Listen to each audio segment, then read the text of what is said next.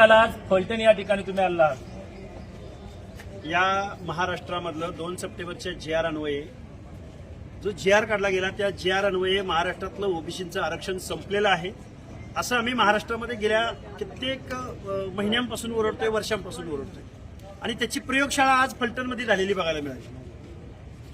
मूळ ओबीसीचे जे खऱ्या अर्थानं सामाजिकदृष्ट्या मागास आहेत, भटके विमुक्त जाती जमातीमध्ये जन्माला आलेले आहेत किंवा ज्यांना मंडल आयोगाच्या माध्यमातून बाबासाहेबांच्या संविधानाच्या माध्यमातून जे आरक्षण भेटलंय ते 9 सदस्य या फलटण पंचायत समितीमध्ये निवडून आलेले आहेत. ते वेगवेगळ्या पक्षांचे आहेत. पण या मूळ ओबीसींना बाजूला ठेवून इथं जे कोणी राजकारण करतात, जे कोणी आमदार खासदार आमच्या बहुजनांच्या मतावर निवडून जातात, त्याच मंडळींनी परत इथल्या मूळ ओबीसीला पंचायत समिती सभापतीपद न देता बेकायदा, बोगस, डुप्लिकेट जेवढे शब्द वापरावेत तेवढे कमी आहेत.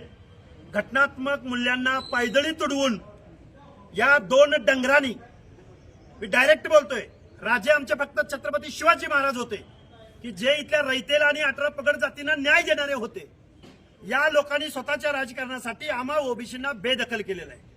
फलटण ही क्रांतिकारकांची भूमी आहे आणि या क्रांतिकारकांच्या भूमीमध्ये बहुसंख्येनं आम्ही ओबीसी बांधव असताना, दीनदलित बांधव असताना आमच्या मताचा, आमच्या लोकसंख्येचा, आमच्या घटनात्मक अधिकारांचा विचार न करता आमच्या बोडक्यावरती कुणाला तरी बसवलेलं आहे आणि आमचं आरक्षण गेलंय ओबीसीचं हे आम्ही वेळोवेळी सांगतोय.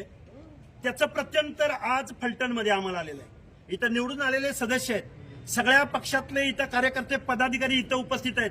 आम्ही ओबीसी बांधवांनी जगायचं का नाही जगायचं? आमचा एखादा पंचायती मेंबर सभापतीपद सुद्धा तुम्हाला चालत नाही? तुम्ही मंत्री, तुम्ही खासदार, तुम्ही इथं SC STचं रिझर्वेशन नसतं तर तुम्ही आम्हाला आमदार होऊ दिलं असतं का? हे एवढं घटनात्मक मूल्य पायदळी तुडवण्याचं काम स्वतःला राज्याचे नेते म्हणवणाऱ्या, पक्षाचे नेते म्हणवणाऱ्या, मोठमोठी पदं आमच्या मतावर भोगणाऱ्या, खासदारकीचं पद भोगणाऱ्या, मंत्रीपदं भोगणाऱ्या माणसाने परत एकदा आमचे घटनात्मक अधिकार काढून घेतलेले आहेत. त्याचं आज आम्ही तहसीलदार महोदयांना निवेदन दिलंय. घटनात्मक आमचं आरक्षण आज इथं पायदळी तुडवलंय, घटनेशी द्रोह केलाय, बेकायदा इथं हे पंचायत समिती सभापती बसलेले आहेत. हे आम्ही माननीय तहसीलदार साहेबांना निवेदन दिलेलं आहे. आज संध्याकाळी परत सकल ओबीसी बांधवांच्या वतीनं बैठक होईल.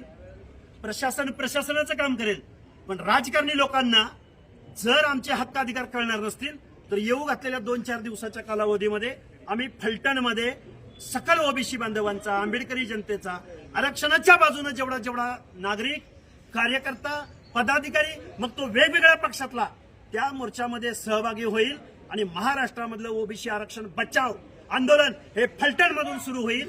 हे मी तुम्हाला जबाबदारीनं सांगतो. ओबीसी एकजुटीचा दुसरा एक प्रश्न आहे, बारामती येथील विधानसभेची निवडणूक लागली आहे. आता मी इथं ओबीसी आरक्षण बचावाच्या प्रश्नावरती आलोय.